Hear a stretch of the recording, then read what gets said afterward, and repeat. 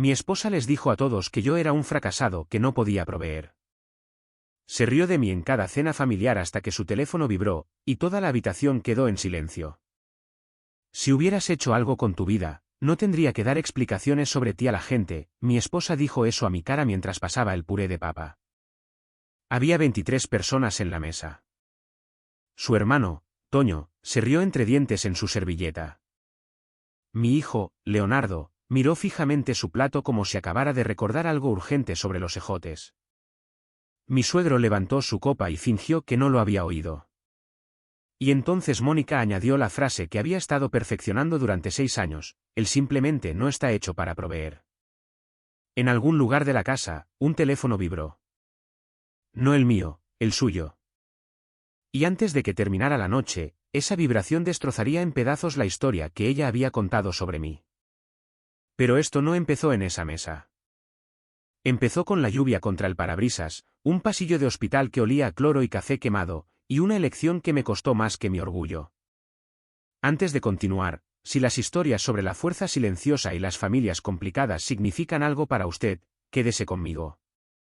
Ahora, permítame llevarle de vuelta a octubre de hace 6 años, la noche en que aprendí con qué rapidez se puede reescribir el valor de un hombre. Mi nombre es Eduardo Herrera.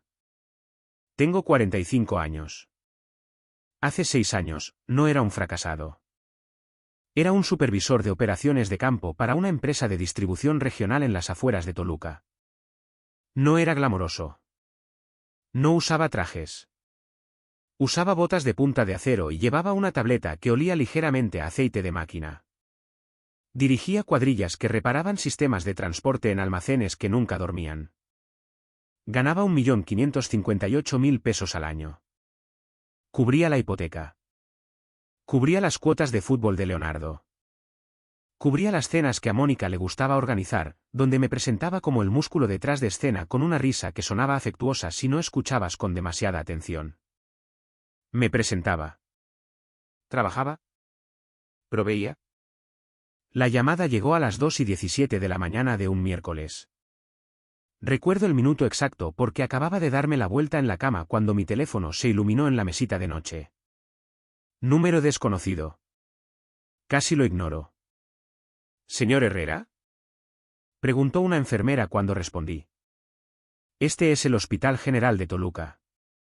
Su madre fue ingresada hace aproximadamente 1 hora. Mi madre, Marta, vivía sola en una pequeña casa de campo a 20 minutos de distancia. Siempre había sido testaruda al respecto. Te crié sola, decía ella, puedo encargarme de una caldera y de una lista de compras. Esa noche, se había desplomado en su cocina. Un derrame cerebral menor, así lo llamó el doctor. Menor, como si esa palabra lo hiciera menos aterrador. Estaba vestido antes de que la enfermera terminara de hablar. Se lo dije a Mónica. Ella se sentó, con el cabello cayendo sobre su cara, y la irritación ya se estaba formando de nuevo. Ella dijo, Eduardo, tenemos a los Villarreal para cenar mañana. Mi mamá está en la sala de emergencias. Mónica suspiró. No del tipo que viene del miedo, sino del tipo que viene de la inconveniencia. Llama a tu hermana, dijo ella. No tengo una hermana. Ella no respondió a eso. Simplemente se dio la vuelta. Manténme informada, murmuró. El viaje al hospital fue de 37 minutos bajo una lluvia que nublaba cada farola de la calle. Agarré el volante con tanta fuerza que me dolieron los nudillos. Cuando entré en la habitación, mi madre parecía más pequeña. Eso es lo que se queda contigo. No los monitores, no la vía intravenosa. Simplemente lo pequeña que puede verse una persona en una cama con sábanas blancas ajustadas con demasiada fuerza. Su habla era arrastrada, su brazo izquierdo estaba débil, pero sus ojos estaban claros. «¿Viniste?», susurró. Por supuesto que vine. No sabía entonces cuántas veces escucharía esa frase en mi cabeza durante los siguientes 6 años, «¿Viniste?». El neurólogo explicó el plan de rehabilitación. Fisioterapia 3 veces por semana. Terapia ocupacional. Alguien necesitaba estar allí durante al menos unos meses mientras ella recuperaba las fuerzas. El seguro cubriría parte de ello. No lo suficiente. Hice los cálculos en mi cabeza mientras él hablaba. Tendría que reducir las horas, tal vez cambiar a tiempo parcial temporalmente, tal vez tomar un puesto menor. No lo dudé. Algunas decisiones no son estratégicas. Son instinto. Cuando le dije a Mónica a la mañana siguiente que había solicitado un horario reducido para ayudar con la rehabilitación de mi madre, se quedó callada. No un silencio de asombro. Un silencio calculador. ¿Andas pensando cuánto durará eso? Preguntó ella. Unos meses, tal vez 6. Ella se cruzó de brazos. Vas a arruinar tu carrera por esto. Es temporal. Me miró como si acabara de admitir algo imperdonable. ¿Tienes idea de lo que dirá la gente? ¿Que no pudiste soportar la presión? Es mi madre. Y yo soy tu esposa. La forma en que lo dijo se sintió como una competencia. Esa noche, en la cena con los Villarreal, ella hizo una broma. Eduardo se está tomando un pequeño descanso del trabajo, dijo, sonriendo brillantemente. Una fase de reflexión de la mediana edad. Todos se rieron cortésmente. No la corregí. Me dije a mí mismo que no importaba. Era temporal. 6 semanas después, mi supervisor me llamó a su oficina. Restricciones presupuestarias, métricas de desempeño. Necesitaban a alguien a tiempo completo en el puesto. Renuncié al cargo. Mi salario bajó a 1.064.000 pesos anuales. Las bromas cambiaron de tono. En las cenas familiares, Toño preguntaba, entonces, ¿cómo te trata el retiro?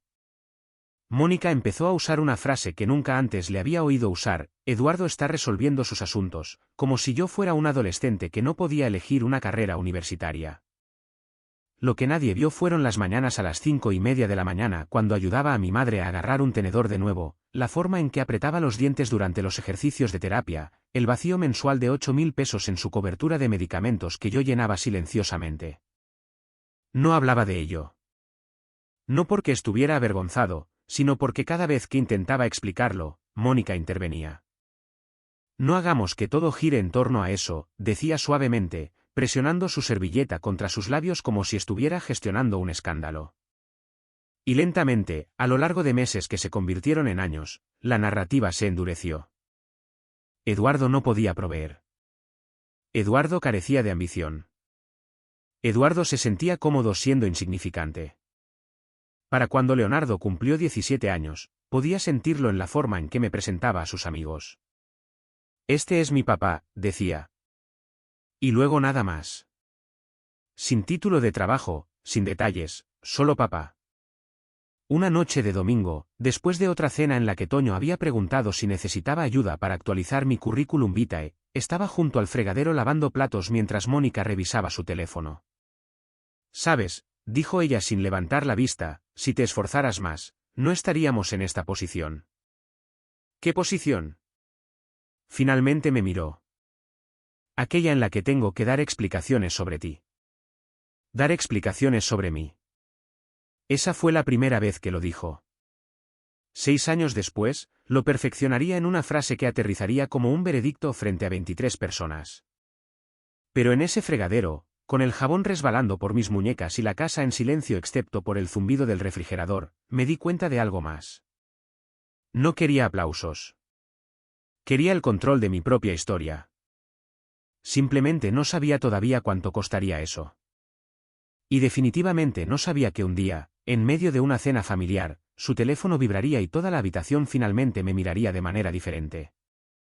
La primera vez que escuché a alguien más llamarme fracasado, no fue mi esposa. Fue mi hijo. No lo dijo a mi cara. Se lo dijo a un amigo en la entrada de la casa, sin saber que yo estaba parado detrás de la puerta entreabierta del garaje. Sí, mi mamá básicamente se encarga de todo, dijo Leonardo, encogiéndose de hombros. Mi papá está por aquí. Por aquí. No inútil, no desempleado, simplemente periférico. Un mueble compulso. No lo confronté. Entré de nuevo y me aseguré de que mi madre hubiera tomado su medicamento de la tarde. Ese era el patrón en aquel entonces. tragárselo. Seguir adelante. No había espacio para el ego cuando alguien dependía de ti para mantenerse en pie. Pero aquí está lo que nadie entendió sobre esos años. No estaba a la deriva. Estaba cargando con el peso. Después de dejar mi puesto de supervisor, pasé al trabajo de campo por contrato, asignaciones a corto plazo, inspecciones de equipos, resolución de fallas en transportadores a las 2 de la mañana en almacenes que olían a polvo y diésel. La paga era inconsistente, pero las horas eran lo suficientemente flexibles como para que pudiera llevar a mamá a terapia 3 mañanas a la semana. Su progreso era lento, dolorosamente lento. Ella se sentaba al borde de su cama, con la mandíbula apretada, tratando de levantar su brazo izquierdo más alto que el día anterior. Algunas mañanas, me miraba y decía, no tienes que hacer esto. Sí, tengo que hacerlo, respondía yo. Y lo decía en serio. Mónica veía los estados de cuenta bancarios. Veía los depósitos más pequeños. Lo que no veía eran las altas horas de la noche, después de que yo llegaba de la casa de mamá, cuando me sentaba a la mesa de la cocina mucho después de que todos estuvieran dormidos. Esa mesa se convirtió en mi segundo trabajo. Comenzó con un problema que noté en uno de los almacenes que me contrataron para inspeccionar. Su programación de mantenimiento era un desastre, reactiva en lugar de preventiva. Las averías les costaban horas, a veces días. Yo había pasado 15 años en operaciones. Conocía los cuellos de botella. Conocía los patrones. Así que construí una hoja de cálculo, luego una mejor. Después empecé a aprender por mi cuenta herramientas básicas de automatización para agilizar los informes. Nada sofisticado, solo lo suficiente para eliminar horas perdidas. El gerente del almacén me pidió una copia. Luego lo hizo otra instalación. Después alguien en Puebla llamó tras enterarse a través de un proveedor. No lo llamé un negocio, todavía no. Era solo algo que estaba construyendo silenciosamente a las 11:30 de la noche con una taza de café recalentado y el zumbido del lavavajillas de fondo. Mónica pasaba por delante, a veces miraba la pantalla de la computadora portátil. ¿Todavía estás jugando con eso?, decía ella. No es un juego. Ella sacudía la cabeza. Eduardo, necesitas un plan real. No discutí. No le dije que el plan real que ella quería ya me había costado una vez. Porque había habido otra oportunidad. 2 años después del derrame cerebral de mamá, una empresa de logística en San Luis Potosí me ofreció un puesto de director de operaciones a tiempo completo. Un salario más alto, beneficios, estabilidad. No se lo había dicho a Mónica de inmediato, no porque quisiera ocultarlo, sino porque no quería oír cómo lo destrozaba antes de que fuera real. La carta de oferta llegó un jueves. El viernes por la mañana, llamó Recursos Humanos. «¿Señor Herrera?», dijo la mujer con cuidado. «Hemos recibido información preocupante sobre su confiabilidad». Mi pecho se enfrió. Hubo una pausa. Un miembro de la familia se puso en contacto para expresar su preocupación por las obligaciones personales en curso que podrían interferir con su capacidad para comprometerse a largo plazo. No necesité que dijera más. Solo una persona lo sabía. Cuando le pregunté a Mónica al respecto esa noche, no lo negó de inmediato. Me miró durante mucho tiempo. Luego dijo, estaba tratando de protegernos. ¿De qué? De que fracasaras de nuevo. Si asumes algo que no puedes manejar, nos refleja a todos. Les dijiste que no podía comprometerme. No puedes, dijo ella simplemente. Tu madre siempre será lo primero.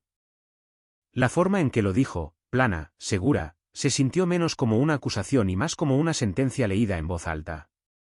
Dormí en el sofá esa noche. No porque estuviéramos peleando, sino porque necesitaba espacio para pensar. A la mañana siguiente, tomé una decisión. No ruidosa, no dramática, simplemente un cambio silencioso. Si la visibilidad podía usarse como arma contra mí, entonces construiría sin ella. Registré una sociedad de responsabilidad limitada bajo mi segundo nombre, Consultoría de Operaciones del Valle. Sin redes sociales, sin anuncios, sin grandes declaraciones, solo contratos. El primer año, tuve 4 clientes, pequeños centros de distribución dentro de un radio de 160 kilómetros. Conduje hasta cada uno yo mismo, me senté con sus gerentes de planta, reorganicé sus programas de mantenimiento preventivo y les construí sistemas que les ahorraron horas extras y costos de reparación de emergencia. Los ingresos ese año, 1.368.000 pesos. No era impresionante en papel, pero duplicaba lo que había ganado de forma independiente. Reinvertí todo. Para el segundo año, la voz se corrió, no a través del mercadeo, sino a través de los operadores de montacargas y los supervisores de turno que hablaban durante los descansos del almuerzo. Llamen a Eduardo, decían. Él arreglará el caos. Los ingresos subieron a 3.990.000 pesos. Contraté a una asistente remota para ayudar con la programación y los informes. Mónica notó los depósitos adicionales, pero asumió que eran contratos esporádicos. Finalmente te estás poniendo al día, decía ella, medio sonriendo. Mira lo que pasa cuando te esfuerzas. Esfuerzo. No tenía idea de que me había estado esforzando durante años. En las cenas familiares, nada cambió. Toño todavía hacía comentarios sobre mi trabajo secundario. Mi suegro seguía evitando el contacto visual cuando surgía el tema del dinero. Mónica seguía llenando los espacios en blanco cada vez que alguien preguntaba a qué me dedicaba. Él hace consultoría, decía vagamente. Es flexible. Flexible, como si eso significara prescindible. No la corregí.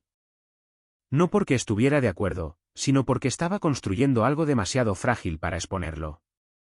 Para el tercer año, la consultoría de operaciones del Valle tenía clientes en 4 estados, almacenes, plantas de fabricación medianas, una cadena regional de supermercados. Los ingresos superaron los 24.700.000 pesos. Todavía conducía la misma camioneta, todavía usaba las mismas botas. Pagué la deuda médica restante de mi madre silenciosamente.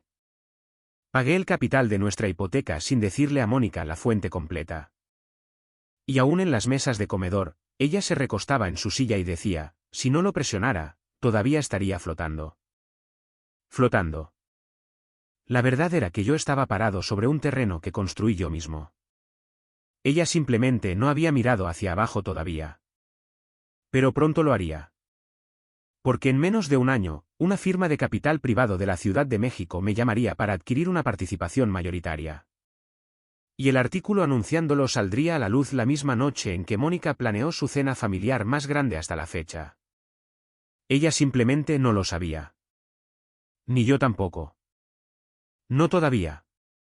La primera vez que alguien pronunció el nombre de mi empresa con voz de sala de juntas, pensé que estaban hablando de otra persona. Señor del Valle, hemos estado siguiendo su crecimiento durante 18 meses. Eso fue lo que dijo el hombre de capital del Bajío a través del altavoz una mañana de martes en marzo. Señor del Valle. No Eduardo, no el esposo que no podía proveer. No el tipo al que Mónica presentaba con una inclinación comprensiva de su cabeza. Del Valle era mi segundo nombre, el que había usado cuando registré la sociedad de responsabilidad limitada porque se sentía neutral, desapegado, más difícil de sabotear.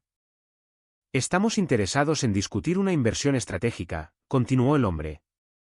Posiblemente una adquisición mayoritaria, dependiendo de la valoración. Estaba sentado en mi camioneta en el estacionamiento de una planta de fabricación en Querétaro. La nieve se estaba derritiendo a lo largo de la acera en crestas grises.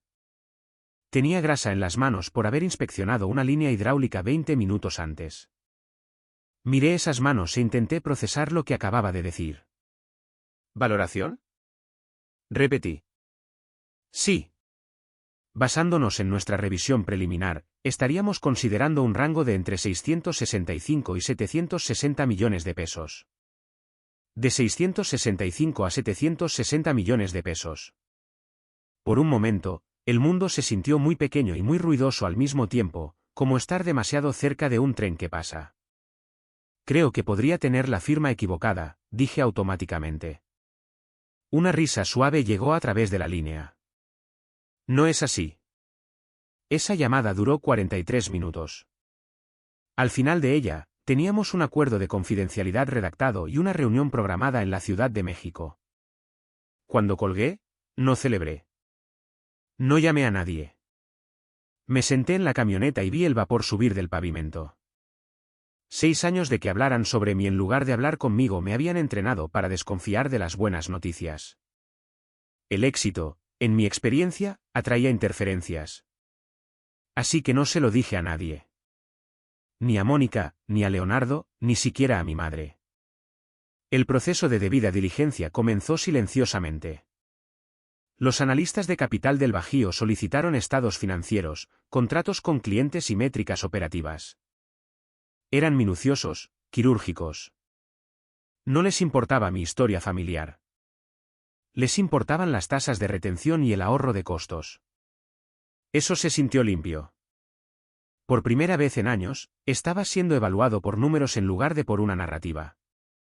La primera reunión en persona tuvo lugar en el piso 22 de un edificio de cristal en Santa Fe con vistas a la ciudad. Usé el mismo saco azul marino que había comprado en un estante de liquidación 5 años antes. Todavía me quedaba bien. 3 socios se sentaron frente a mí. 2 hombres, una mujer, todos serenos, todos tranquilos. Su crecimiento ha sido disciplinado, dijo la mujer, hojeando un paquete. Sin expansión innecesaria. Sin contrataciones por ego. Casi me río ante eso. Sin contrataciones por ego. Si hubieran visto mi mesa de comedor, podrían haber añadido una nota al pie. Hablamos de estrategia, escalabilidad e integración. Me preguntaron sobre mi visión a largo plazo. Quiero que los sistemas funcionen sin caos, dije. Los almacenes no necesitan héroes. Necesitan confiabilidad. La mujer asintió. ¿Y usted? Estoy bien trabajando en un segundo plano. Eso no era humildad. Era un hábito. Para principios del verano, teníamos un acuerdo tentativo, una adquisición mayoritaria por 722 millones de pesos, manteniendo yo una participación minoritaria y permaneciendo como jefe de operaciones durante 2 años. Firmé los documentos preliminares en una sala de conferencias que olía ligeramente a madera pulida y café caro. Mis manos estaban firmes. Lo que más me sorprendió no fue el número. Fue la ausencia de triunfo. No me sentía como un hombre que hubiera conquistado nada. Me sentía como alguien que había sobrevivido lo suficiente para ser visto. El anuncio oficial saldría a la luz después del cierre. El equipo de comunicaciones de Capital del Bajío redactó un comunicado de prensa. Las revistas especializadas lo publicarían. Un periódico de negocios nacional ya había expresado interés en un artículo especial. ¿Desea notificar a su familia antes de la publicación?, preguntó el coordinador de Relaciones Públicas por correo electrónico. Me quedé mirando esa línea durante mucho tiempo. ¿Quería hacerlo? Me imaginé a Mónica en la mesa del comedor dando explicaciones sobre mí a la gente como si yo fuera un proyecto inacabado. Me imaginé la sonrisa burlona de Toño. Me imaginé el encogimiento de hombros de Leonardo. Escribí una frase en respuesta: no es necesario ningún aviso previo. La fecha de cierre se fijó para el 14 de octubre. La cena anual de otoño de Mónica era el 14 de octubre. No planeé eso. No lo solicité. El calendario de Capital del Bajío se había bloqueado semanas antes de que yo conectara las fechas. Cuando me di cuenta, me senté a la mesa de la cocina y dejé que la coincidencia se asentara sobre mí como el polvo. Si se lo decía de antemano, ella lo manipularía. Diría que me había presionado. Diría que sus estándares me hicieron superarme. Lo reclamaría como una victoria compartida. Y tal vez eso hubiera sido más fácil. Pero pensé en el trabajo que ella había saboteado silenciosamente, en la llamada recursos humanos que justificó como protección. La visibilidad me había costado una vez. Esta vez, dejaría que la verdad llegara sin filtros. 3 noches antes del cierre, mi madre notó algo diferente en mí. Estábamos sentados en su sala de estar. La luz del atardecer entraba inclinada a través de las persianas, atrapando el polvo en el aire. Estás más callado de lo habitual, dijo ella. Eso es impresionante, respondí. He estado callado durante años. Ella sonrió levemente. Esto es diferente. Vacilé. Es posible que venda la empresa. Sus cejas se elevaron. ¿Es posible? Está casi finalizado. Me miró durante un largo momento. Luego dijo algo que nunca olvidaré: asegúrate de que no lo estás haciendo para demostrar nada. Tragué saliva. No es así. Bien, dijo ella. Demostrar tu valor a las personas equivocadas es un trabajo a tiempo completo. El 14 de octubre, conduje a casa desde la Ciudad de México con los documentos firmados en mi maletín y una transferencia bancaria pendiente. 722 millones de pesos. Me detuve en un área de descanso a mitad de la carretera y me senté en un banco con vista a una hilera de árboles que apenas comenzaban a volverse rojos. Pensé que me sentiría vindicado. En cambio, me sentí firme, como si hubiera estado cargando un peso durante tanto tiempo que había olvidado lo que se sentía al estar erguido. Esa noche, Mónica me envió un mensaje de texto desde casa: no llegues tarde. Todos vendrán para las 6 de la tarde. Todos. Sus padres, Toño y su prometida, los Villarreal, algunos vecinos a los que le gustaba impresionar, el compañero de cuarto de la Universidad de Leonardo, más de 20 testigos para cualquier historia que ella quisiera contar. Conduje el resto del camino en silencio. A las 5:42 de la tarde, mientras giraba hacia nuestra calle, mi teléfono vibró. Notificación de correo electrónico. Línea de asunto: Operaciones del Valle adquirida por Capital del Bajío por 722 millones de pesos. El artículo estaba publicado. También las alertas comerciales. También las actualizaciones de noticias. Estacioné la camioneta, me senté por un momento con el motor apagado. Dentro de esa casa, mi esposa estaba poniendo la mesa. Ella todavía creía que era la que controlaba la narrativa. En menos de 20 minutos, su teléfono vibraría. Andy Stime, de Rumble Telaf. A las 5:58 de la tarde, crucé la puerta principal con un maletín que pesaba más de lo que debería. La casa olía a pollo al romero y ajo asado. A Mónica le gustaba que sus cenas olieran a algo caro. Creía que el aroma podía hacer lo que la conversación a veces no podía: impresionar a la gente hasta el silencio. Finalmente, dijo desde la cocina sin darse la vuelta: no traigas lodo. La prometida de Toño viene de blanco. Dejé mis llaves en la mesa de la entrada. El ritmo familiar de la noche se desarrolló como siempre. El tintineo de las copas, la música sonando suavemente, alguna lista de reproducción seleccionada que Mónica usaba cada otoño para señalar su buen gusto. Me moví por la casa, estrechando manos, asintiendo, sonriendo. Eduardo, dijo mi suegro, apretando mi hombro. ¿Cómo va el trabajo estos días? Antes de que pudiera responder, Mónica se deslizó a su lado.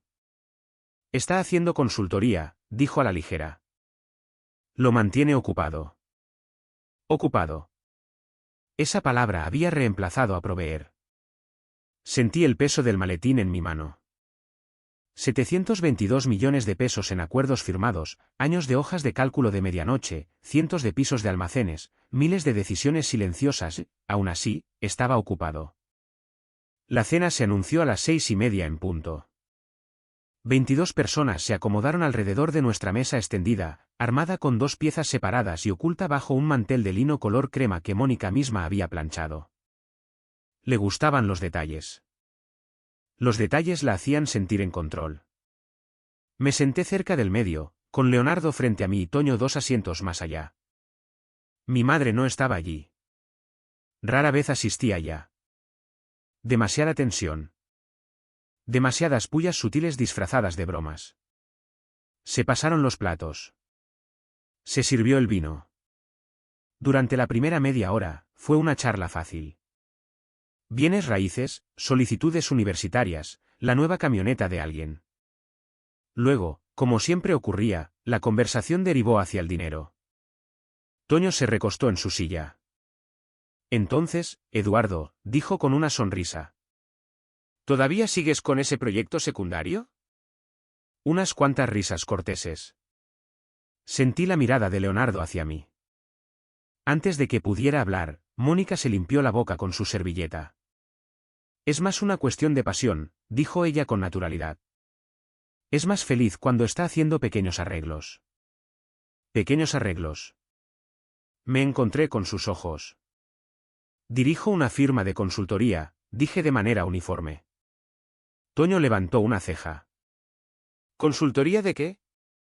Sistemas operativos. ¿Para quién? Presionó él. La sonrisa de Mónica se tensó. Clientes pequeños. Es flexible. Flexible. Había oído esa palabra tantas veces que se sentía como un apodo. La ironía era casi graciosa. Los clientes ya no eran pequeños. Los contratos no eran flexibles. Los sistemas que construí estaban a punto de integrarse en 3 estados bajo la cartera de capital del Bajío. Pero en esa mesa, nada de eso existía todavía. Porque la verdad no había vibrado. Leonardo se movió en su asiento. Mamá es la que mantiene todo estable, dijo a la ligera. Ella es el verdadero pilar. Ahí estaba. No malicioso, no cruel, simplemente una narrativa absorbida. Lo miré, vi la incertidumbre bajo la confianza. Tenía 19 años. Había crecido viendo una sola versión de los hechos. ¿Saben? Su padre trabajó por las noches durante 3 años, murmuró mi suegro, casi para sí mismo. Mónica le lanzó una mirada. No romanticemos, dijo suavemente. Todo el mundo trabaja duro. Levantó su copa. Simplemente creo, continuó con voz brillante, que si quieres proveer para tu familia, no te escondes detrás de la flexibilidad. La palabra quedó suspendida en el aire. Escondes. Eso era nuevo.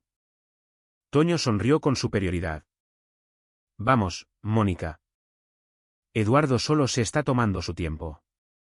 Más risas. Mis manos estaban tranquilas sobre la mesa. Eso me sorprendió. Pensé en los socios de capital del Bajío revisando las tasas de retención, en la transferencia bancaria programada para la mañana siguiente, en los empleados que se unirían oficialmente a la nueva estructura bajo mi liderazgo. Esconderse. Si tan solo supieran cuánto de mi vida se había construido después de que todos los demás se fueran a la cama. A las 6:58 de la tarde, Mónica se recostó y pronunció la frase que había ensayado durante años.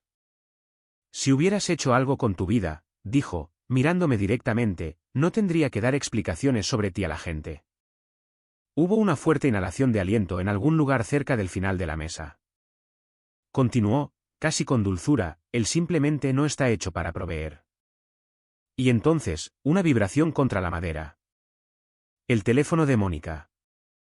Ella miró hacia abajo, molesta por la interrupción. Otra vibración. El teléfono de Toño esta vez. Luego el de alguien más. 3 dispositivos casi en sincronía. Mónica frunció el ceño ante su pantalla. El color desapareció de su rostro lentamente. No de forma dramática, solo lo suficiente para que el cambio fuera visible. Toño miró su propio teléfono y dejó de sonreír. ¿Qué pasa?, preguntó alguien. Nadie respondió de inmediato. Los labios de Mónica se abrieron, se cerraron y se abrieron de nuevo. Me miró. ¿Este eres tú?, preguntó en voz baja.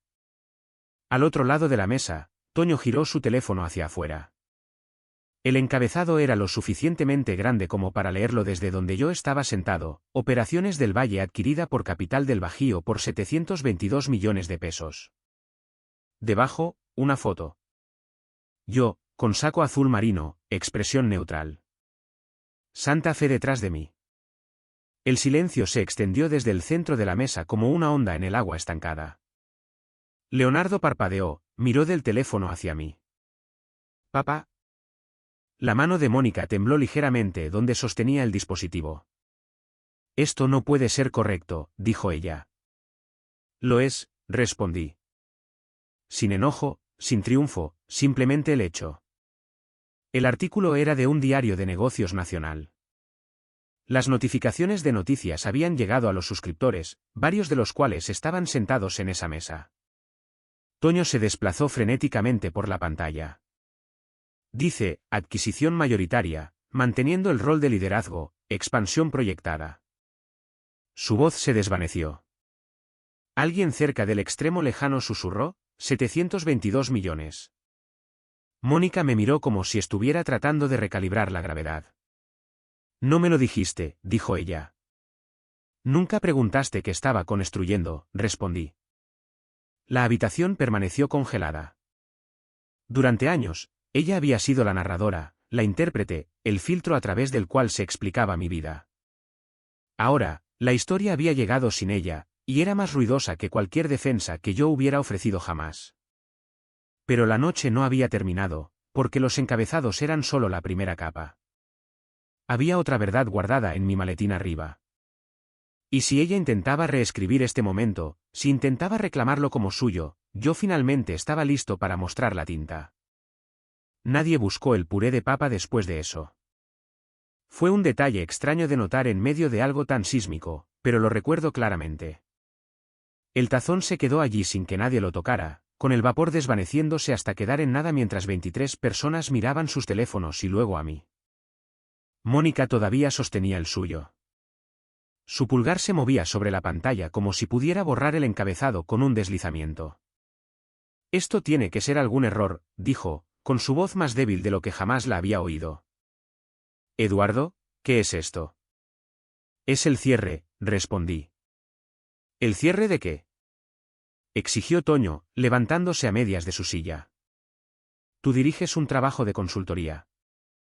¿Desde cuándo eso se convierte en? Miró su teléfono de nuevo. ¿722 millones de pesos? Desde hace 3 años, dije. Mi tono no se elevó. No era necesario. Leonardo se inclinó hacia adelante, con los codos sobre la mesa. Sus ojos estaban muy abiertos, escaneando el artículo como si pudiera cambiar si parpadeaba.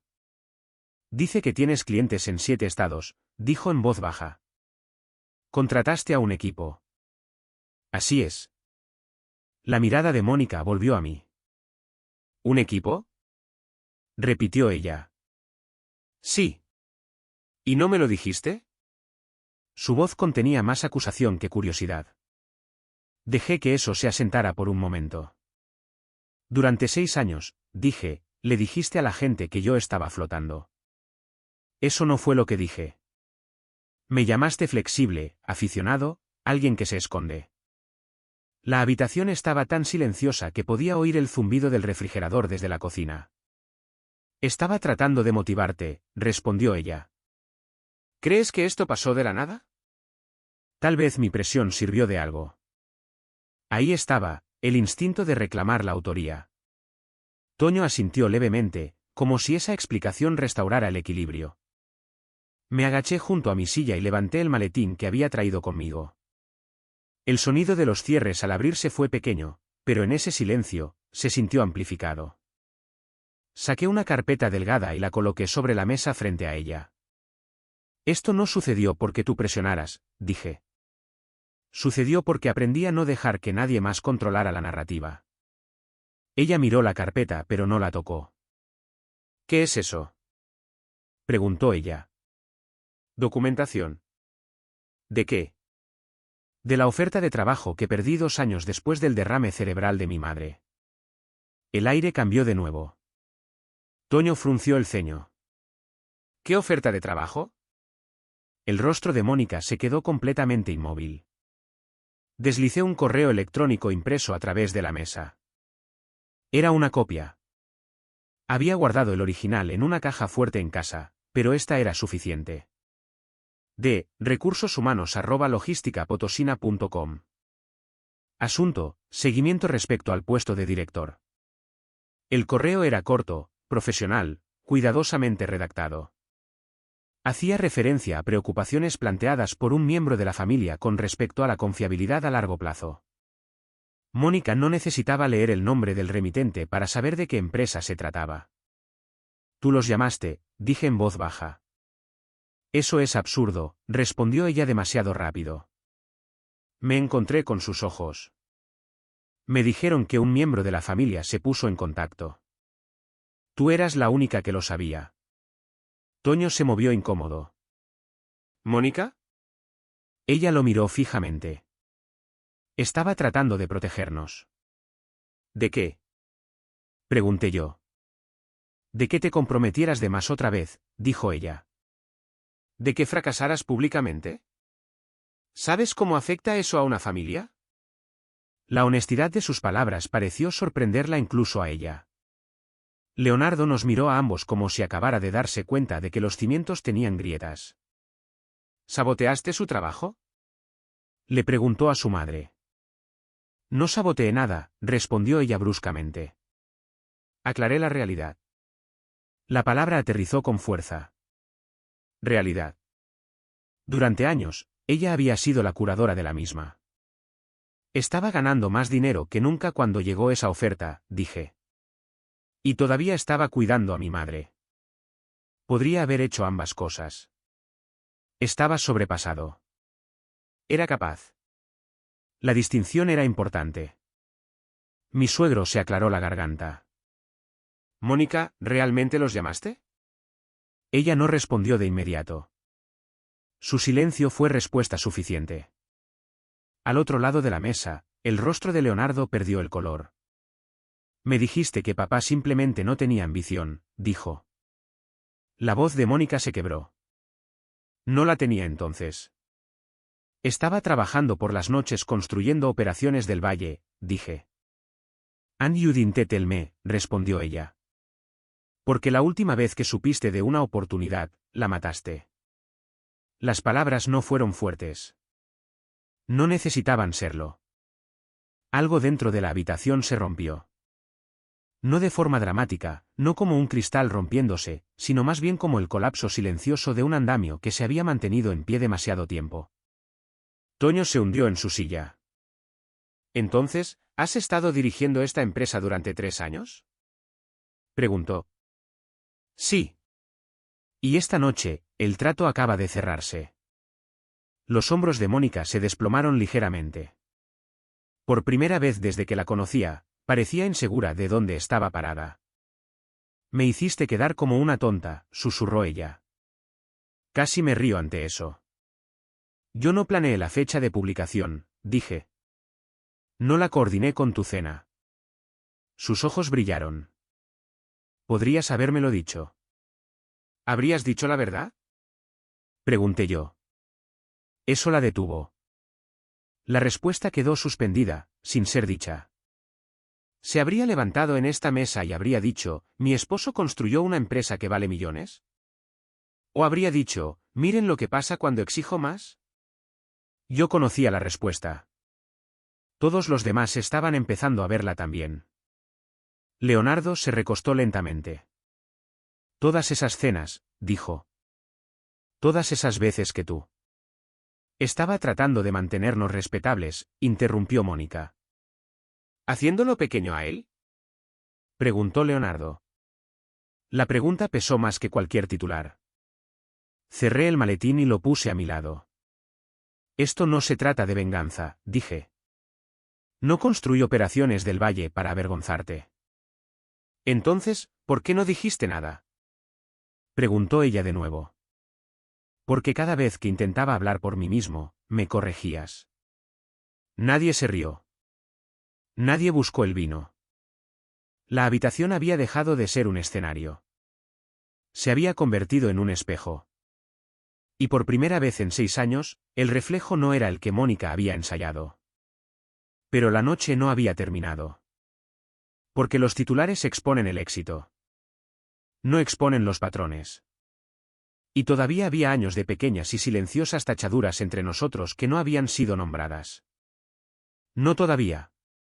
Hay un tipo específico de silencio que se establece cuando una habitación se da cuenta de que ha sido cómplice. No es ruidoso. No es dramático. Es la ausencia de risa donde solía vivir la risa. Mónica seguía sentada a la cabecera de la mesa, pero ya no parecía la anfitriona. Parecía alguien que había extraviado algo esencial. Se está exagerando esto, dijo ella, finalmente enderezando su espalda. Las familias se presionan entre sí. Eso es normal. Llamar a un gerente de contratación a espaldas de alguien no es presionar, murmuró Toño. Ella le lanzó una mirada de advertencia. No entiendes el contexto. Entiendo lo que acabo de leer, respondió él, señalando el correo electrónico. Leonardo no me había quitado los ojos de encima. Papá, dijo él en voz baja. ¿Por qué nunca me lo dijiste? Exhalé lentamente. Porque no quería que eligieras un bando, dije. Y porque pensé que si simplemente trabajaba lo suficientemente duro, la verdad sería obvia. Mónica se rió una vez de forma aguda y sin humor. ¿La verdad? Dijo ella. ¿Te refieres al secretismo? No, respondí. Me refiero a la supervivencia. Su rostro se tensó. ¿Supervivencia de qué? ¿De mí? Sí. La palabra no resonó con eco, pero bien podría haberlo hecho. Sus manos se cerraron en puños sobre el mantel. Estás actuando como si yo te hubiera maltratado, dijo ella. Estoy diciendo que tú controlaste la historia, respondí. Cada versión de mí que salía de esta casa pasaba primero por ti. Mi suegro se aclaró la garganta de nuevo, con la voz más baja esta vez. Mónica, ¿es eso justo? Ella lo miró como si él la hubiera traicionado. Yo saqué adelante a esta familia, dijo ella. Cuando sus ingresos bajaron, tomé turnos extra. Me encargué de las cuentas. Mantuve las cosas estables. Eso es cierto, dije. ¿Lo hiciste? El reconocimiento pareció desarmarla por un momento. Pero la estabilidad no te da la propiedad de la voz de otra persona. Leonardo se inclinó hacia adelante. ¿Realmente pensaste que papá no podía proveer? Preguntó. Mónica vaciló. Pensé que no estaba apuntando lo suficientemente alto, dijo con cuidado. ¿Y tú decidiste que era lo suficientemente alto? Respondí. Sí, espetó ella. Porque alguien tenía que hacerlo. Esa era la esencia de todo, el control disfrazado de responsabilidad. Metí la mano en el maletín una vez más. Hay algo más, dije. Los hombros de Mónica se tensaron. No traje esto para humillarte, continué. Lo traje porque si esta noche se convierte en otra historia reescrita, he terminado de quedarme callado. Coloqué una pequeña grabadora de voz sobre la mesa. Toño parpadeó. ¿Qué es eso? Documentación, dije de nuevo. 2 años atrás, después de la llamada de recursos humanos, había regresado a la empresa de logística y solicitado una aclaración. No proporcionaron nombres, pero habían enviado la transcripción del mensaje de voz adjunta al informe interno. La había guardado. La voz de Mónica, pausada, pulida, preocupada. Amo a mi esposo, había dicho ella, pero tiene un historial de sobreextenderse. Sus obligaciones personales hacen que el compromiso a largo plazo sea arriesgado. La transcripción estaba impresa en tinta negra. Ella no necesitaba leerla para reconocer las frases. Estaba protegiendo nuestra reputación, susurró ella. ¿De mi éxito? Preguntó. Eso no es justo. Tampoco lo fue decidir que yo no podía manejar mi propia vida. La habitación se sentía más pequeña ahora. Toño se pasó una mano por el cabello. Mónica, eso no es presionar. Eso es controlar. Ella miró alrededor de la mesa como buscando refuerzos. Nadie se encontró con su mirada. La voz de Leonardo era apenas un susurro. Me dijiste que él no tenía iniciativa, dijo. Dijiste que algunos hombres se sienten cómodos siendo mediocres. Sentí que aquello aterrizaba en mi pecho. Nunca dije mediocres, protestó ella. Lo insinuaste, respondió Leonardo. Ella se levantó abruptamente, con la silla raspando contra el suelo de madera. Esto es increíble, dijo ella. Todos están actuando como si yo hubiera cometido un crimen. No, dije de manera uniforme. Cometiste un patrón. Las palabras parecieron asentarse sobre la mesa como el polvo. Patrón. Años de pequeñas correcciones, bromas enmarcadas como motivación, simpatía pública elaborada cuidadosamente.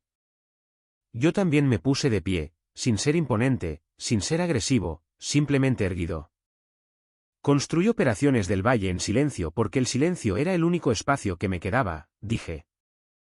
No anuncié contratos porque la última vez que anuncié algo, desapareció. Su expresión cambió entonces. No era enojo, era algo más cercano a la comprensión. No confiabas en mí, dijo ella suavemente. Aprendí a no hacerlo. La honestidad de aquello quedó suspendida entre nosotros. Mi suegro parecía más viejo de repente. Pensé que ustedes dos simplemente eran competitivos, dijo en voz baja. No me di cuenta. No terminó la frase. Nadie necesitaba que lo hiciera. La voz de Mónica se quebró. Nunca quise lastimarte. Lo sé, respondí. Y lo hiciste. Esa era la parte complicada. Ella no se había propuesto destruirme. Se había propuesto dar forma a la narrativa, mantener una imagen, asegurarse de que nos percibieran como personas que prosperaban. Yo simplemente no había encajado en la imagen que ella quería. No construí esto para avergonzarte, dije de nuevo. Pero tampoco me haré pequeño para protegerte. Ella volvió a sentarse lentamente. La pelea se había esfumado de su postura. Entonces, ¿qué pasa ahora?, preguntó Toño en voz baja. Esa era la verdadera pregunta. No sobre el dinero, no sobre los titulares, sino sobre la arquitectura de lo que vendría después. Miré a Mónica. Para mí, dije, esto solo funciona de una manera. Ella se encontró con mi mirada. Dejas de hablar por mí. En público, en privado. Si alguien pregunta qué hago, yo respondo. Ella asintió levemente. Le cuentas a la familia la verdad sobre la oferta de trabajo, continué. Sin manipulaciones. Su mandíbula se tensó, pero no interrumpió. Y buscamos ayuda, dije. No porque seamos dramáticos, sino porque los patrones no se arreglan solos. La palabra terapia flotó sin ser pronunciada. Leonardo exhaló lentamente como si hubiera estado conteniendo la respiración durante años. Los ojos de Mónica estaban húmedos ahora. No de forma interpretativa, no teatral. ¿Real? No sé cómo no controlar las cosas, admitió ella en voz baja. Eso es honesto, dije. Por primera vez en toda la noche, no había aspereza en mi voz, solo claridad. Los titulares se desvanecerían. La valoración se convertiría en ruido de fondo. Lo que duraría sería este momento, si elegíamos reconstruir de manera diferente o no hacerlo en absoluto. El último automóvil salió de la entrada a las 10:42 de la noche. Lo recuerdo porque me paré ante la ventana delantera y vi las luces rojas traseras desaparecer al final de nuestra calle. La casa estaba en silencio de una manera que no lo había estado en años. No tensa, no frágil, simplemente despojada. Mónica todavía estaba en la mesa del comedor, mirando el mantel de lino como si la hubiera traicionado. Leonardo merodeaba cerca del pasillo, inseguro de si retirarse o quedarse. Caminé de regreso a la habitación y comencé a apilar platos, no para evitar la conversación, sino para centrarme.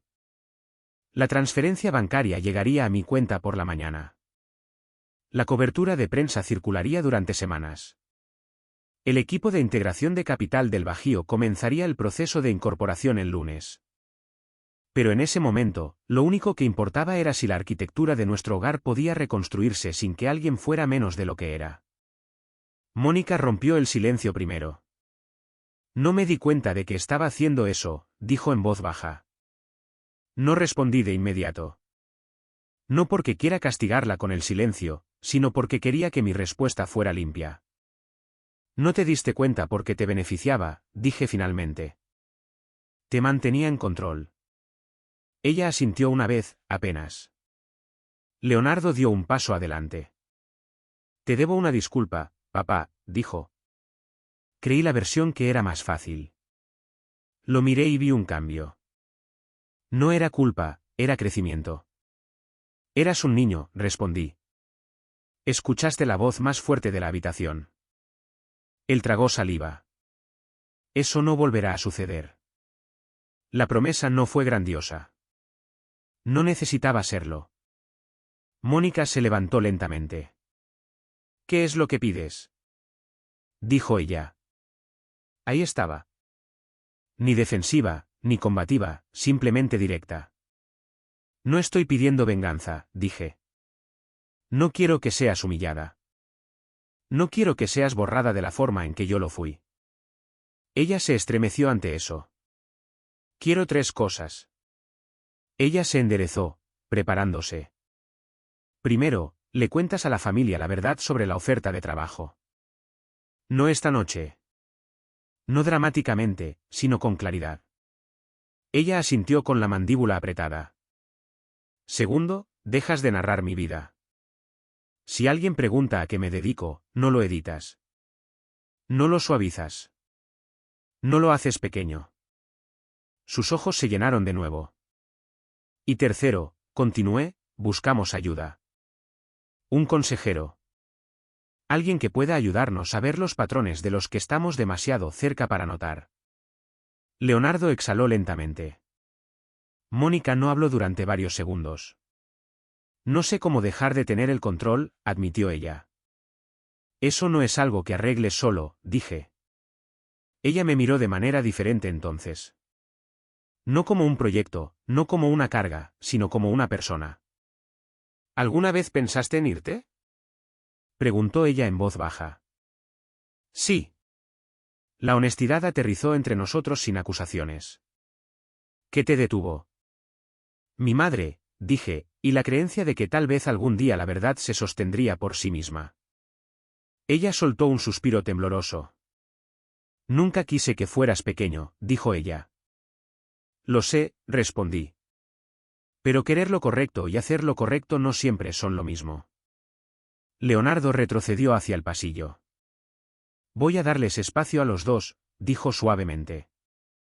Cuando desapareció en el piso de arriba, la casa se sintió más grande. Mónica caminó hacia la cocina y comenzó a enjuagar platos a mi lado. Trabajamos en silencio por un rato, no era evitación, era procesamiento. Pensé que si parecíamos exitosos, dijo ella finalmente, significaba que estábamos a salvo. ¿De qué? De ser juzgados. De ser menos. Yo entendía eso más de lo que ella esperaba. La seguridad no proviene de encoger a otra persona, dije. Ella asintió. Arriba, coloqué el maletín en el armario y lo cerré con llave. No para esconderlo, sino para señalar que el dinero ya no era el punto. A la mañana siguiente, la transferencia bancaria se hizo efectiva. 722 millones de pesos. Pagué la hipoteca antes del desayuno. Transferí una parte a un fideicomiso para el cuidado de mi madre.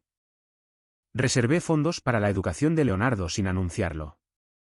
Mónica vio aparecer las notificaciones en mi teléfono. No hizo ningún comentario. Más tarde esa tarde, llamó a su hermano. Escuché parte de la conversación desde el pasillo. Necesito aclarar algo, dijo ella, sobre Eduardo. Sobre la oferta de trabajo de hace años. Su voz no estaba pulida. No estaba curada. Era honesta. Eso importaba más que el artículo. Esa noche, conduje a la casa de mi madre. Ella estaba sentada en su sillón reclinable tejiendo algo desigual y decidido. Pareces más ligero, dijo cuando entré.